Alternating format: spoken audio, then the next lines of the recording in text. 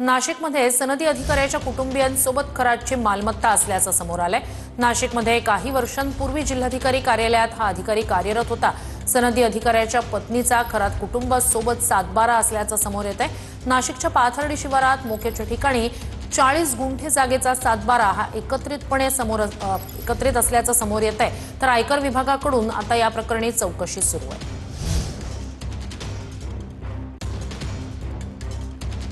नाशिकमध्ये सनदी अधिकाऱ्याच्या कुटुंबासोबत भोंदूबाबाची मालमत्ता असल्याचं समोर येत आहे। नाशिकच्या पाथर्डी शिवारात मोक्याच्या ठिकाणी 40 गुंठे जागा असल्याचं सातबारा समोर आलाय।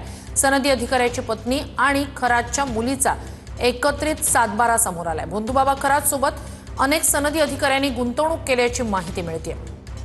भोंदूबाबा आणि सनदी अधिकारी यांच्या एकत्रित जागेची आयकर विभागाकडून चौकशी सुरू आहे। आणखी कोण अधिकारी यात आहेत का याचाही एसआयटी कडून तपास सुरू आहे। अधिक या सगळ्या संदर्भात जाणून घेऊया आपले प्रतिनिधी चंदन पूजाधिकारी यांच्याकडून। चंदन, एकीकडे या प्रकरणी म्हणजे भोंदू खरात विरोधातले नवे गुन्हे दाखल होत आहेत, दुसरीकडे आर्थिक दृष्ट्या सुद्धा एसआयटी कडून आता अधिकाधिक फास आवळला जातोय, काय अधिकची माहिती? श्रुती, आपण बघतोय की खरं तर या सनदी अधिकाऱ्याच्या मालमत्तेसंदर्भात आता या प्रकरणामध्ये आयकर विभागाची एंट्री झालेली आहे। आतापर्यंत जो तपास सुरू होता तो लैंगिक शोषणाच्या संदर्भात सुरू होता, मात्र आता याच्यामध्ये एक आणखी जो अँगल आहे तो समोर आलेला आहे।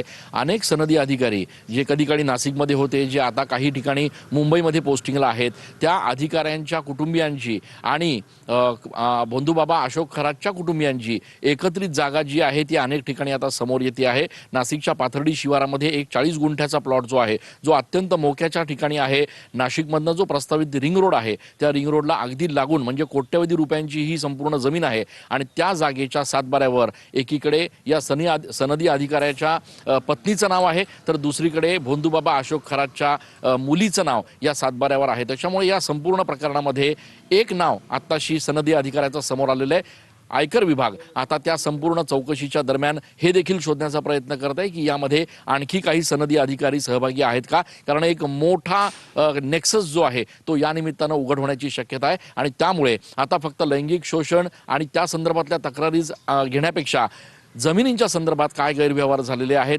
सनदी अधिकारी किंवा काही मोठे नेते यांच्या आणि भोंदूबाबा अशोक खरात याच्या संयुक्त जमिनी आहेत का? नक्कीच चंदन, नक्कीच महत्त्वाची घडामोड अपडेट्स घेत राहणार आहोतच।